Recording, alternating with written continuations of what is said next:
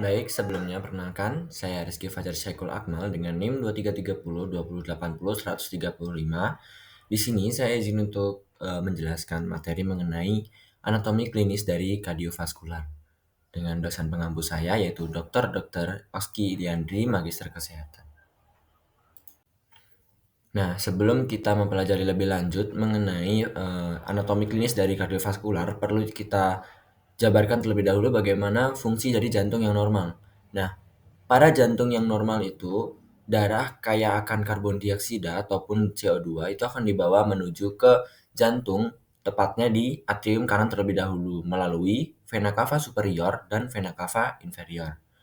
Nah, lalu dari atrium kanan tadi akan dipompa menuju ke ventrikel kanan melalui katup pada jantung yang lebih tepatnya katup tricuspidalis pada bagian tersebut.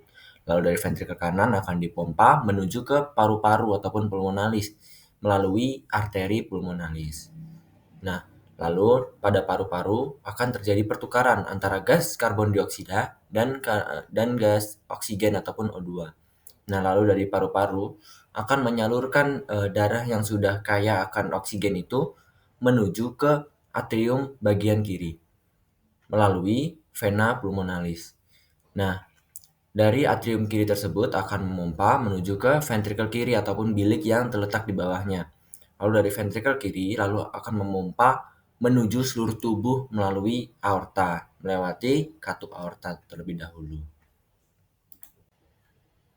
Nah, selain dari jantung, tadi juga saya sempat menyebutkan mengenai vena cava superior dan vena cava inferior, lalu juga ada arteri. Itu adalah pembuluh darah. Yang dimana pembuluh darah itu pada umumnya diketahui ada dua, yaitu arteri dan vena. Tapi juga ada yang dinamakan kapiler, yang merupakan pertemuan dari arteri dan vena itu sendiri, yang biasanya terletak di sumbu perifer dari tubuh. Nah, ada perbedaan antara arteri dan vena. Yang pertama, pada arteri itu kaya akan oksigen, sedangkan pada vena itu kaya akan karbon dioksida ataupun CO2. Nah, yang pembuluh darah yang kaya akan oksigen itu digambarkan berwarna merah, seperti umumnya pada pembuluh darah arteri. Sedangkan yang kaya akan karbon dioksida itu pada umumnya digambarkan berwarna biru, seperti pembuluh darah vena. Nah, pada arteri itu membawa darah dari jantung menuju keluar jantung ataupun ke seluruh tubuh. Sedangkan pada pembuluh darah vena itu membawa atau mengumpulkan darah dari seluruh tubuh menuju ke jantung. Menuju ke jantung. Nah, jadi arteri dia dinamakan arteri karena keluar dari jantung. Sedangkan dinamakan vena dikarenakan masuk ke jantung. Tapi ada arteri yang dia digambarkannya berwarna biru dikarenakan dia kaya akan karbon dioksida seperti pada arteri pulmonalis. Pada arteri pulmonalis dia membawa darah yang kaya akan karbon dioksida dari ventrikel kanan menuju ke paru-paru untuk ditukarkannya gas karbon dioksida menjadi oksigen. Nah, lalu juga ada vena yang juga digambarkan berwarna merah. Tepatnya itu vena pulmonalis yang dia membawa hasil pertukaran gas tadi. Jadi dia membawa darah yang kaya akan oksigen menuju ke jantung atau lebih tepatnya ke bagian atrium kiri. Nah, lalu juga pada pembuluh darah arteri itu memiliki fleksibilitas yang tinggi. Jadi ketika dia terpapar suhu yang panas, maka dia akan mengalami vasodilatasi ataupun pelebaran dari pembuluh darah tersebut. Lalu apabila dia terpapar pada suhu yang rendah, maka dia akan mengalami vasokonstriksi ataupun penyempitan. Nah, sedangkan pada pembuluh darah vena itu tidak memiliki fleksibilitas yang tinggi seperti arteri, namun ukurannya itu melebihi ukuran dari pembuluh darah arteri. Nah, pembuluh darah arteri itu dipompa dari jantung sehingga dia memiliki tekanan aliran yang lebih besar daripada vena. Lalu bagaimana vena bisa mengalirkan darahnya padahal dia jauh dari tubuh, jauh dari jantung sehingga tidak merasakan pompaannya lagi. Maka dari struktur vena tersebut memiliki katup ataupun yang dapat kita lihat di gambar tersebut memiliki katup yang nantinya akan mendorong darah dari seluruh tubuh menuju ke jantung tadi. Nah, selanjutnya apa saja sih komposisi dari darah? Darah sendiri itu memiliki komposisi seperti plasma darah, ada sel darah merah, sel darah putih atau yang biasa kita sebut dengan leukosit, sel darah merah yang bisa kita sebut eritrosit, dan trombosit ataupun kepingan darah. Plasma darah sendiri itu dibagi juga, di dalamnya ada 92% air dan 8% zat terlarut. Zat terlarut itu seperti glukosa, protein, vitamin, lemak, ataupun hormon yang nanti dia terlarut di dalam plasma darah. Lalu juga ada sel darah merah, eritrosit yang sudah saya sebutkan, dan sel darah putih ataupun leukosit dan trombosit. Sedangkan trombosit sendiri itu dia akan bekerja ketika kita mengalami pendarahan. Apabila kita mengalami pendarahan, maka trombosit di situ akan bekerja dengan melakukan pembekuan darah. Jadi kalau biasa kita sebut dengan koreng. Jadi dalam beberapa waktu goresan yang ada di kulit kita itu akan mengalami pembekuan darah agar darah itu tidak keluar terus-menerus gitu. Nah, lalu mengapa darah itu perlu disalurkan ke seluruh tubuh? Dikarenakan darah itu mengandung banyak oksigen dan nutrisi yang dimana nutrisi dan oksigen itu dibutuhkan untuk organ-organ ataupun jaringan-jaringan pada tubuh. Seperti ada nutrisi yang tadi kita sebutkan, ada protein, ada gula, ada lemak, ada vitamin, ada hormon, dan lain-lain. Seperti misalnya ketika kita menggerakkan otot, itu diperlukan energi, ataupun yang biasa kita sebut pada ilmiahnya itu adenosin trifosfat, disingkat ATP. Yang dimana ATP sendiri itu memiliki bahan dasar yaitu glukosa, ataupun jika sebagai cadangan itu adalah lemak. Lalu tubuh itu juga memerlukan pembuangan limbah dan karbon dioksida ataupun zat yang sudah tidak diperlukan oleh tubuh. Jadi darah juga ke ginjal untuk melakukan filtrasi ataupun saringan. Yang nanti ginjal akan memilih mana yang masih kita butuhkan ataupun mana yang sudah kita tidak butuhkan. Yang sudah tidak kita butuhkan akan dibuang ataupun diekskrasikan melalui urin, ataupun jika masih dibutuhkan akan dikembalikan ke tubuh lagi. Lalu juga karbon dioksida yang tadi sempat ditukarkan di paru-paru untuk ditukar menjadi oksigen, itu karbon dioksidanya dibuang melalui hidung ataupun diekskrasikan melalui hidung. Lalu juga darah merupakan salah satu faktor untuk tubuh melakukan penyesuaian. Jadi agar suhu tubuh ataupun suhu kita ini tetap stabil pada saat kita terpapar suhu yang berbeda. Nah, selanjutnya kita akan bahas mengenai gangguan pada sistem kardiovaskular. Yang mana gangguan pada sistem kardiovaskular sendiri merupakan penyakit yang mempengaruhi jantung dan pembuluh darah.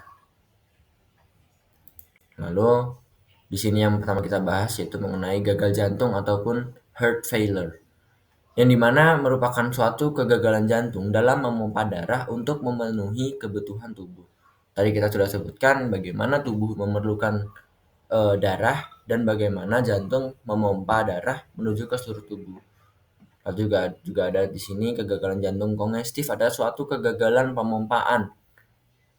Jadi tubuh itu tidak mendapatkan haknya, tidak mendapatkan apa yang seharusnya ia dapatkan dari jantung lewat pembuluh darah ataupun lewat darah tadi. Definisi dari gagal jantung itu tadi sama. Lalu apa sih penyebab dari gagal jantung itu?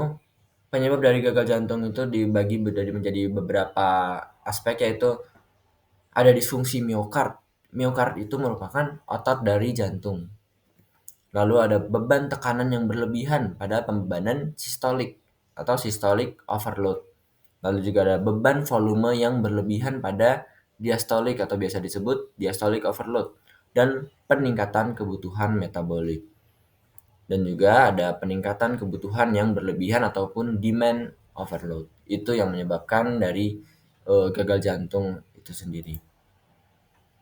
Lalu di sini juga ada faktor dari pencetusnya. Apa yang membuat gagal jantung itu dapat kambuh? Itu seperti hipertensi, infark, emboli paru, adanya infeksi, aritmia, anemia, febri, stres emosional, kehamilan ataupun persalinan, serta pemberian infus transfusi. Yang pada intinya, adanya peningkatan darah berlebihan dapat memicu gagal jantung seperti hipertensi tadi. Lalu ada infark miokard, ada aritmia. Aritmia itu ketika darah berdetak tapi tidak sesuai ritme yang normal. Lalu juga ada di sini mengenai selanjutnya kita membahas mengenai bagaimana proses terjadinya dari gagal jantung itu sendiri. Gagal jantung dibagi menjadi dua, yaitu gagal ventrikel kiri dan ada gagal ventrikel kanan. Dua-duanya, gagal ventrikel kiri dan kanan itu mempengaruhi curah jantung yang nantinya akan menurunkan dari curah jantung. Lalu juga akan meningkatkan pada tekanan akhir diastol. Tapi perbedaannya di sini dia lebih pada gagal ventrikel kiri akan mempengaruhi tekanan atrium kiri ataupun peningkatan pada atrium kiri. Sedangkan pada gagal ventrikel kanan itu akan mempengaruhi pada tekanan atrium kanan sehingga mengalami peningkatan. Lalu juga ada peningkatan pada tekanan vena pulmonalis yang nanti juga akan berpengaruh lagi pada paru ataupun dapat terjadi edem paru dikarenakan adanya peningkatan pada arteri pulmonalis. Nah, sedangkan pada gagal ventrikel kanan menaikkan tekanan dari atrium kanan sehingga mempengaruhi pada vena sistemik juga yang mengalami peningkatan. Lalu di situ dapat terjadi asites ataupun penumpukan cairan pada bagian abdomen atau perut. Lalu adanya hepatomegali ataupun pembesaran pada organ hati. Nah, lalu kita akan bahas mengenai tanda ataupun gejala yang muncul dari adanya gagal jantung. Kapan kita harus periksa ke klinik. Jadi gagal jantung sendiri itu tadi dibagi menjadi dua, yaitu gagal jantung pada ventrikel kiri dan gagal jantung ventrikel kanan. Pada gagal jantung kiri itu akan muncul keluhan berupa perasaan badan lemah, lalu juga ada cepat lelah ketika kita sedang beraktivitas. Jantung berdebar-debar, sesak napas, batuk, anoreksia ataupun tunggu kiris, lalu ada keringat dingin, batuk berdarah, dan fungsi ginjal yang menurun sehingga akan muncul keluhan pada sistem urinaria kita atau sistem perkemihan pada tubuh kita. Lalu ada gejala pada gagal jantung kanan seperti edem ataupun pembekakan pada paru ataupun bagian perifer dari tubuh kita seperti pada tangan, pada kaki, ataupun persendian. Lalu juga ada anoreksia, mual, penumpukan cairan asites, dan sakit pada daerah perut. Nah, selanjutnya kita membahas mengenai paten ductus arteriosus ataupun penyakit kongenital yang terjadi ketika pembuluh darah ductus arteriosus itu tidak menutup secara normal ketika pasca kelahiran. Nah, seperti ini gambarannya. Jadi pembuluh darah yang menghubungkan antara aorta dan arteri pulmonalis itu tetap terbuka pasca kelahiran. Yang umumnya itu setelah beberapa hari setelah kelahiran itu akan harusnya menutup. Tapi pada kelainan paten ductus arteriosus itu dia malah tersambung. Nah, ini seharusnya pada ligamentum arteriosum pada gambar ketiga dari kiri itu merupakan kondisi normal, yaitu di mana nantinya ductus arteriosus itu akan menjadi ligamentum arteriosum. Tapi ada beberapa kasus di mana ligamentum arteriosum ini tidak terbentuk, melainkan dia malah membentuk pembuluh darah yang normal. Nah, seharusnya tertutup tapi terbuka. Jadi kayak dia masih mencampur-campur gitu, sehingga nanti malah aorta itu akan membawa darah yang berisi karbon dioksida. Dan itu nanti akan berpengaruh pada jantung dan paru untuk bekerja lebih keras lagi untuk menukarkan gas karbon dioksida menjadi oksigen, dan jantung juga memompa agar oksigennya lebih banyak. Dikarenakan tadi ada pencampuran adanya karbon dioksida yang masuk dari arteri pulmonalis. Lalu di sini kita mempelajari juga mengenai selanjutnya kita membahas mengenai tetralogy of Fallot ataupun kelainan jantung kongenital ataupun bawaan yang terjadi dikarenakan pembentukan jantung ketika kehamilan itu tidak sempurna. Nantinya akan mempengaruhi pada penebalan dinding ventrikel kanan, lalu juga ada lubang antara ventrikel kanan dan ventrikel kiri. Padahal dua ventrikel tersebut merupakan bilik yang mengandung darah yang berbeda. Pada ventrikel kiri itu mengandung darah yang kaya akan O2 ataupun oksigen, sedangkan pada ventrikel kanan itu mengandung darah yang kaya akan karbon dioksida. Lalu juga ada overriding aorta ataupun overriding aorta itu juga dikarenakan aorta itu menonjol dan terletak di atas ventrikular septal defect ataupun adanya lubang pada antara dua ventrikular tersebut. Lalu juga ada narrowing of pulmonary valve ataupun penyempitan pada arteri pulmonalis. Nah, selanjutnya kita akan membahas mengenai septal defect, di mana septal defect ini merupakan kelainan jantung kongenital ataupun bawaan yang terjadi ketika dinding yang membagi ruang antara jantung itu tidak berkembang dengan sempurna. Jadi ada lubang seperti halnya di ASD ataupun atrial septal defect, itu ada lubang di antara ruang jantung atrium kanan dan atrium kiri. Nah, di situ juga mempengaruhi adanya percampuran darah yang kaya akan oksigen dan kaya akan karbon dioksida ataupun CO2. Lalu septal defect itu juga ada berpengaruh pada ventrikular ataupun ventricular septal defect, yang dimana dia lubangnya ada terletak di bagian ventricle ataupun di bawah, di bilik yang di bagian bawah. Di situ merupakan bilik yang besar dan sangat berpengaruh, seperti halnya di ventricle kiri itu memompa ke seluruh tubuh. Tapi jika ada lubang seperti ini, maka akan ada percampuran antara darah yang kaya akan oksigen dan darah yang kaya akan karbon dioksida.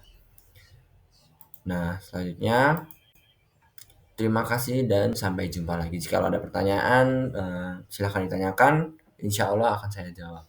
Wassalamualaikum warahmatullahi wabarakatuh. Selamat pagi, siang, malam.